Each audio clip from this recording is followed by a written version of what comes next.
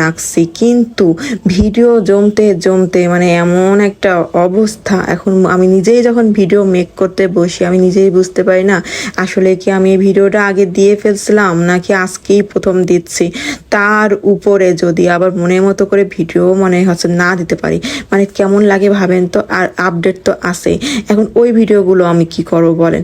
মানে সব কিছু মিলাই দেখলাম যে না, ভিডিও যেহেতু করে রাখছি তো মোটামুটি সবগুলো এখন দিতে হবে আস্তে আস্তে, আর দরকার পড়লে আরো বেশি বেশি করে। তো এই ক্যাপসিকামটা আমি এনে রাখছি বিগত 7 দিন হয়ে গেল।